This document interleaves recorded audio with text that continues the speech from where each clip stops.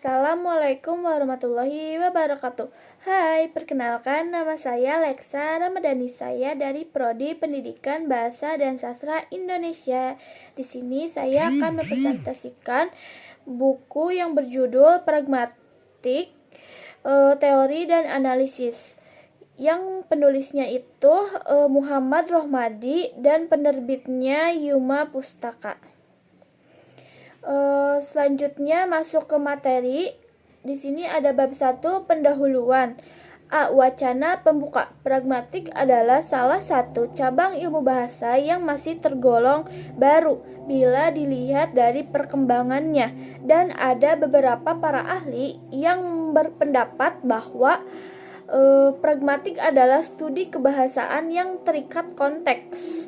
Dapat ditegaskan bahwa hubungan antara bahasa dengan konteks merupakan dasar dalam perkembangan memahami maksud penutur, lawan tutur, dan partisipan yang melibatkan konteks. Selanjutnya ada perkembangan pragmatik. Konsep pragmatik pertama-tama digunakan oleh filosof kenamaan Charles Morris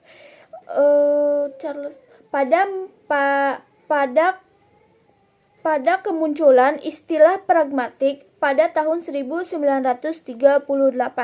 Sedangkan konsep pragmatik diperkenalkan di Indonesia pada tahun 1984. Selanjutnya ada pragmatik, sosiolinguistik, dan semantik.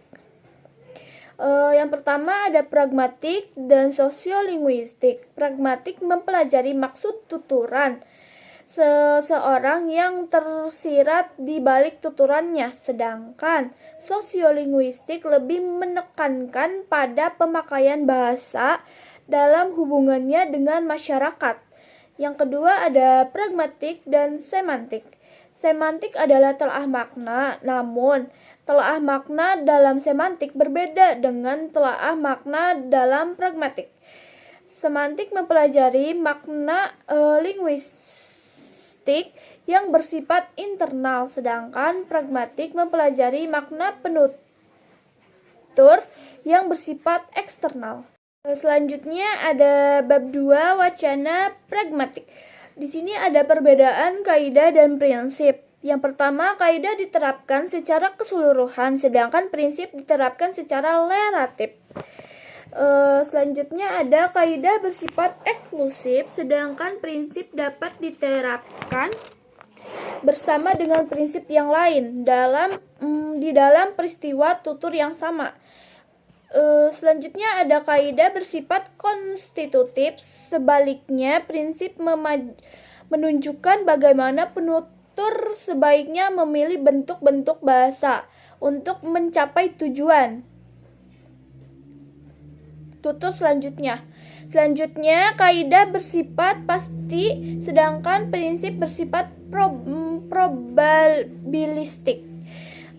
Selanjutnya atau yang terakhir, kaidah bersifat konvensional. Sebaliknya, yang mendorong penerapan prinsip adalah motivasi. Selanjutnya ada B. Wacana pragmatik kontekstual. Di dalam wacana kontekstual ada yang namanya prinsip kesopanan yang dijabarkan dalam 6 maksim.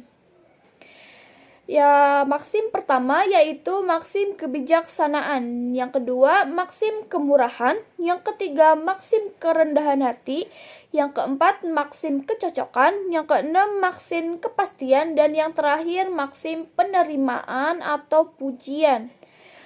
Selanjutnya ada C. Wacana non-kontekstual.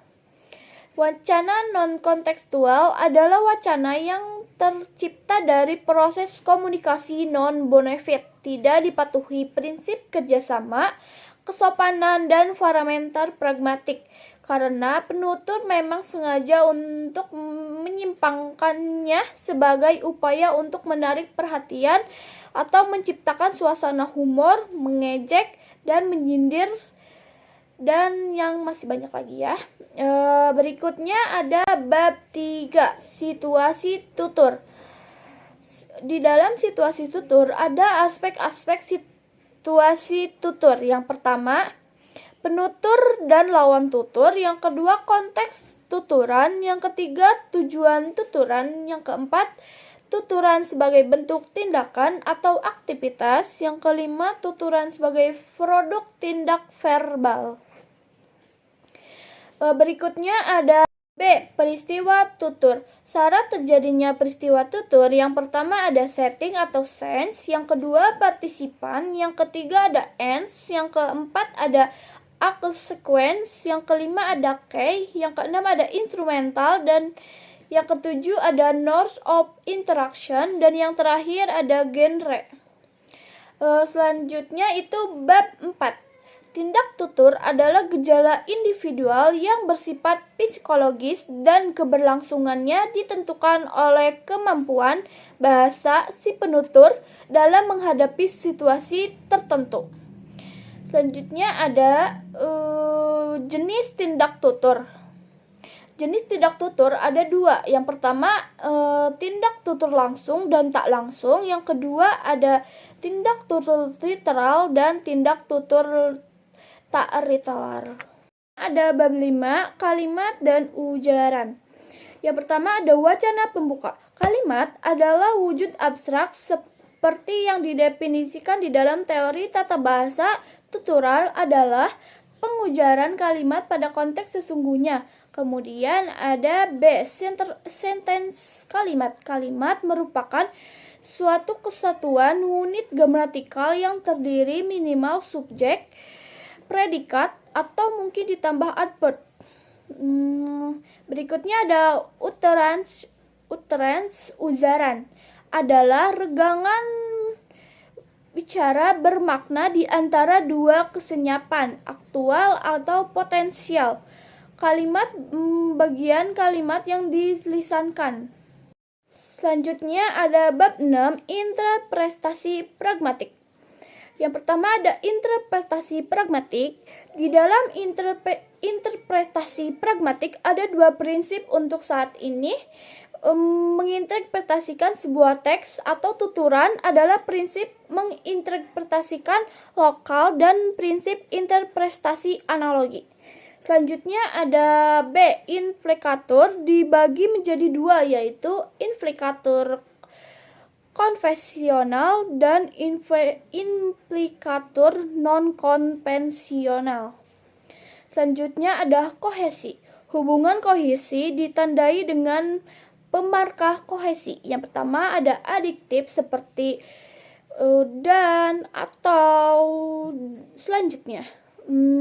Yang kedua ada adversatif seperti tetapi, walaupun, demikian. Yang ketiga ada kausal seperti jadi, akibatnya, oleh karena itu. Dan yang keempat ada temporal seperti lalu, setelah itu, akhirnya. Selanjutnya bab 7, aneka analisis pragmatik Rubik Wong Solo Ngundarasa Solopos.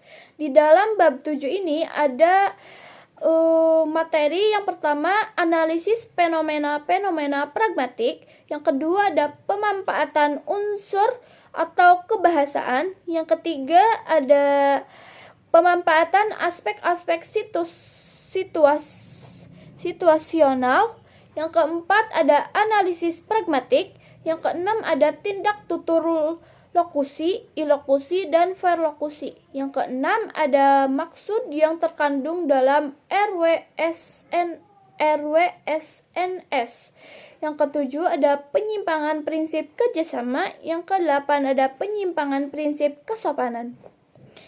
Sekian presentasi dari saya, kurang lebihnya mohon dimaafkan. Wassalamualaikum warahmatullahi wabarakatuh.